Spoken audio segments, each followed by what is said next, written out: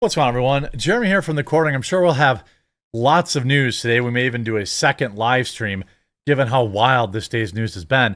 But we've got Kamala Harris absolutely fuming through the entire inauguration speech. It's hilarious. Also, Trump dropping massive executive orders or actions already, including shutting down the app that the Biden administration put out so that illegals could get these fake appointments and come over to the border. And they're all these people that were taking advantage of it are melting down and crying. We've got all sorts of just winning in general. Absolutely happy to share it with you. I hope you're having a good day. Let's take a look at some of this. So we talked first immediately talking about Kamala. Kamala fuming. Kamala Harris forced to watch Trump's triumphant inauguration speech in brutal ending to her time as VP.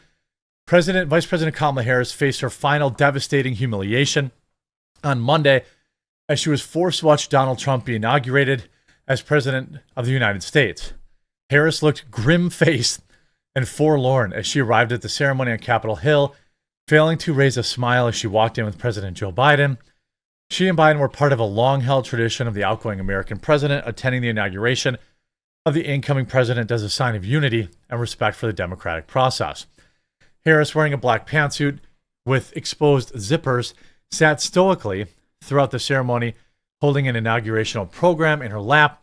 She appeared to smile sadly as Trump was introduced and looked at the floor, adjusting her hair as he prepared to deliver his oath of office. Then she applauded lightly after Trump completed his oath, and the one she had hoped to take herself. Harris, who was endorsed by Biden to take over the Democratic presidential nominee in late June, campaigned with Trump for 106 days, but fell short. In the speech, Trump called the 2024 election the greatest and most consequential election in our country history, reminding everyone present that he beat Harris in all 7 swing states, reinforcing the extent of her defeat. Trump added that he also won the popular vote by millions to her face. Harris crossed her wrists, held the program, pinching in her fingers as Trump delivered his inaugural address. Both Biden and Harris sat solemnly as Trump issued a series of promises to undo many of the efforts during the first and only term in office. Her husband, Doug Emhoff, was unable to maintain his composure as Trump promised to rename the Gulf of Mexico the Gulf of America.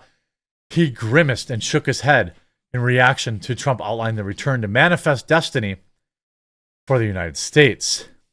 Harris, who was also the border czar, sat motionless as Trump promised to secure the border and enforce immigration laws to fix the crisis that previous administration failed to address. Harris then sang along quietly at one part during the song, as critics on social media accused her of not even knowing the words.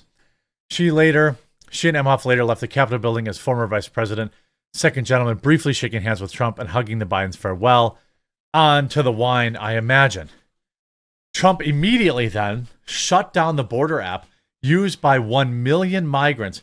He shut it down within minutes of taking office. Donald Trump has already switched off one of Joe Biden's keystone immigration policies that facilitated nearly 1 million migrant crossings.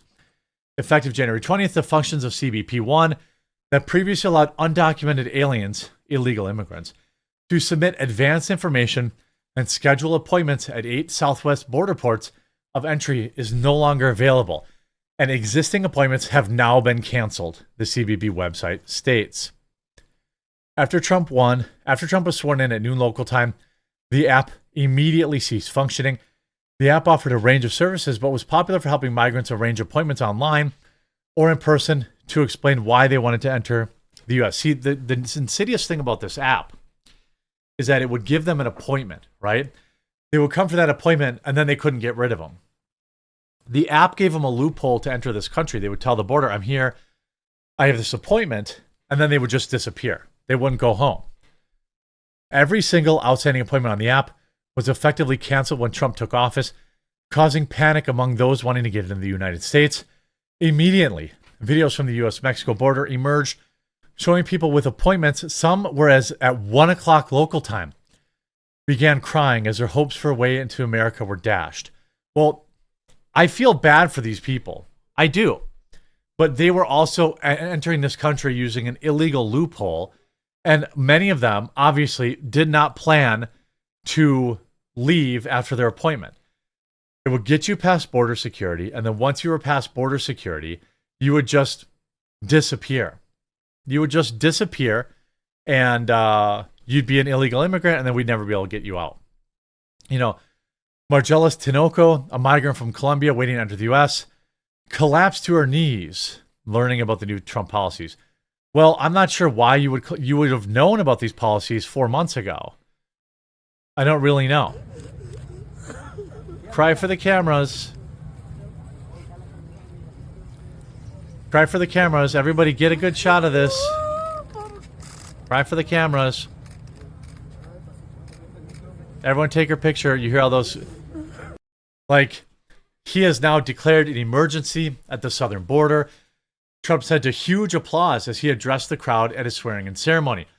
All illegals will be immediately halted, and we will begin the process of returning millions of criminal aliens back to the places where they came.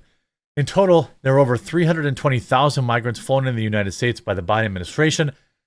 The major majority town of El Paso, Texas, temporarily closed its border crossings on Monday around the Trump swearing-in policy.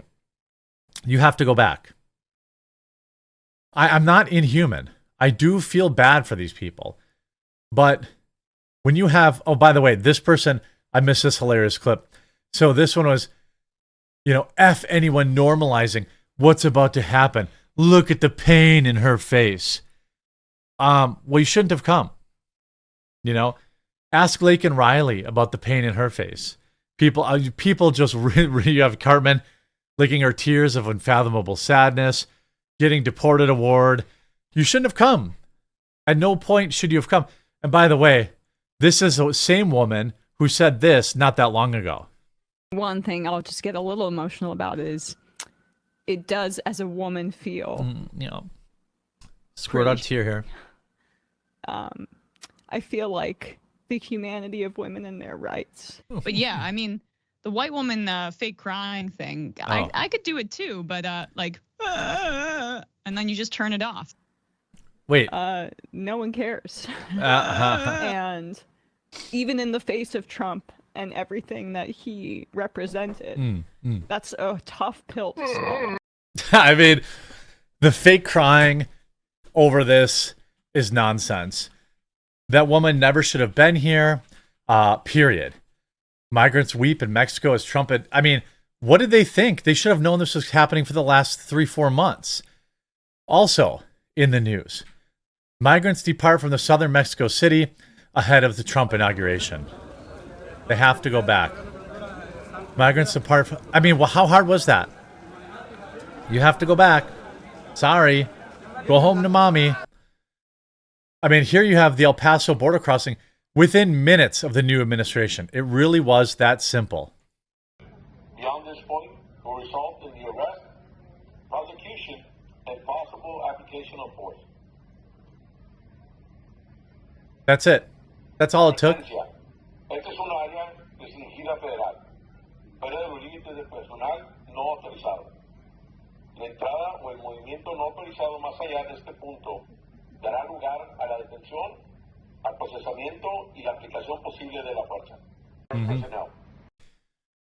By the way, it's official. Trump administration has canceled all the CBP, one cell phone app parole program used by the Biden administration. A lot more than 900,000 migrants who enter the United States using existing appointments have now been canceled. Here's a notice on the app. The term undocumented alien is used. You know, I mean, also, he now makes an announcement announcing there will officially only be 2 genders. Policy of the United States government that there are only 2 genders, male and female.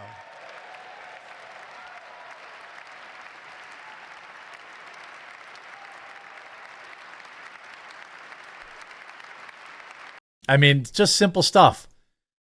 Just simple stuff. And this is even, you know, he's going to have a rally later where he signs a bunch of executive orders, and it's going to be great. You know, Trump vows America's decline is over. ushers in a revolution of common sense in his second inaugural address. He talked about establishing the external IRS, essentially, that we were going to, tax people on trade. Again, great program. He also they had renamed Mount McKinley to some woke, like indigenous people of Alaska mountain or something like that. He renamed it back to what it rightfully should be after President McKinley. He also was talking about renaming the Gulf of Mexico, the Gulf of America, which I think is great. You see this. My recent election is a mandate to the completely and total reverse of a horrible betrayal and all those many betrayals. And he said this in front of Joe Biden and in front of Kamala Harris, right to their face. In the 30-minute speech, he talked about, the journey to reclaim the republic has not been an easy one. Talked about surviving the attempt on his life, how he will put America first, common sense in the first day. Here's what he said. Defeat inflation, rapidly bring down costs and prices. Good. National energy emergency, drill, baby, drill, make gas cheaper. That way we can get, more people to, more money in people's pockets. America will be a manufacturing nation again. Good. Establish the External Revenue Service. Good. Establish the Department of Global Efficiency. Doge. Good. Immediately stop all government censorship and bring back free speech in America. I notice a lot of Democrats not standing up for that. Bring law and order back to our cities and government policy trying to social engineer race and gender into daily life. I mean, all of this stuff, revoke electrical vehicle mandate, plant the stars and stripes on Mars, and take back the Panama Canal. Absolutely nuclear. Absolutely exactly what Americans want. Shout out to Donald Trump. Welcome back. May the next 4 years be wonderful, keep you safe. And I'm hoping that with the adults back in charge, maybe we can get 8 years of J.D. Vance. I don't know. But let's see what he does with these executive orders, and I'll continue to document the meltdown here on The Quartering. I hope you enjoyed. We'll talk to you again real soon.